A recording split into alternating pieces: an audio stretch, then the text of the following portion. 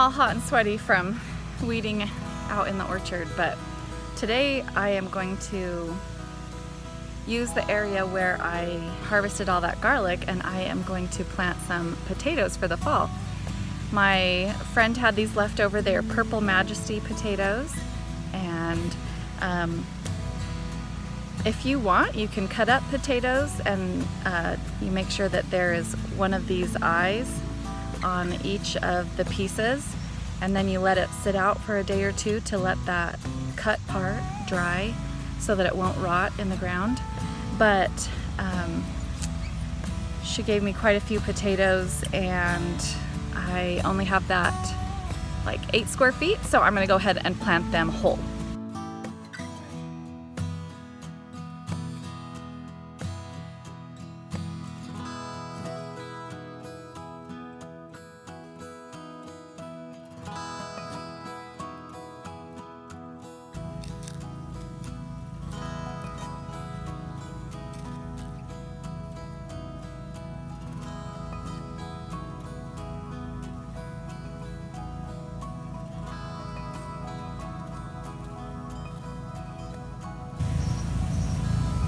All right, the potatoes are in.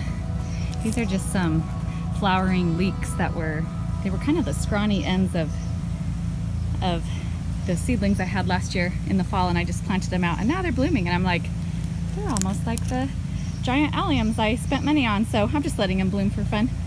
But so the potatoes are in. Once they pop up, then I'll smooth out this soil, fill it in a little bit more, and when they grow up past that, then I will mound straw over the top of it. In my last video I called this, I can't remember what I called it, but these are Chinese red noodle beans.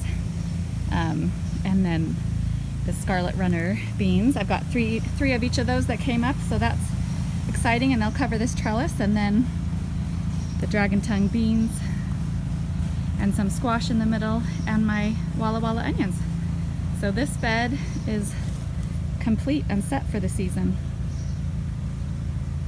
Jeremy and I took an evening stroll through the garden looking for June beetles, but I guess they're not really out at night, so I'll have to come back out. I find a lot in the morning and in the middle of the day, so they seem to really like my sweet peas, and they really liked the cilantro tree before I cut it down.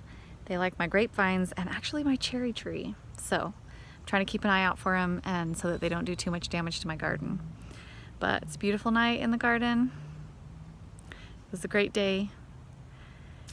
Jeremy was in the mood for fried green tomatoes, so even though we have some green tomatoes in our garden, we are waiting for those to ripen, so he actually picked those up from the store, and we fried up some green tomatoes for lunch, just like the Cotton Patch Cafe in Texas.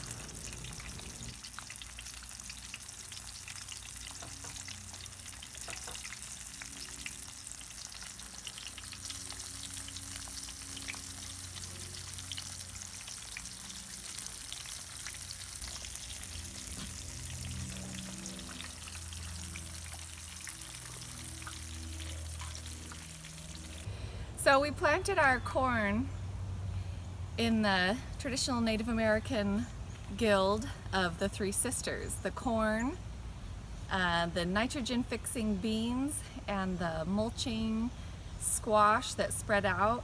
And then the beans are able to use the corn as a stalk to grow on.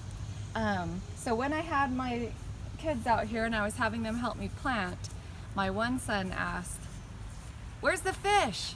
I thought they're supposed to plant a fish with them too. So he's remembering the story of Squanto teaching the pilgrims to plant a fish at the base of each corn plant to act as fertilizer. So we are not going to be planting fish with our corn, but we are going to be using fish fertilizer. So we use this fish fertilizer in water, and so I got this garden sprayer, and you pump this up to provide air pressure in there so that then you can spray it all out. So this stuff stinks really bad, so you need to make sure you do it. I wanted to do this last night, but it was way too windy last night to do it. So now I'm doing it first thing in the morning, and the sun is just starting to touch the plants. You need to make sure you're not doing this in the heat of the day when the sun is blazing down, or that it will burn the plants. We're using this as a foliar spray. You can also mix this in water and just water the base of the plants too. But there's some benefits to doing a foliar spray, so I'm going to do this on my corn today. I'm going to do it on my dahlias and some other foliage plants that are not, I'm not going to put it directly on the foliage of things like lettuce or kale that I'm going to eat though.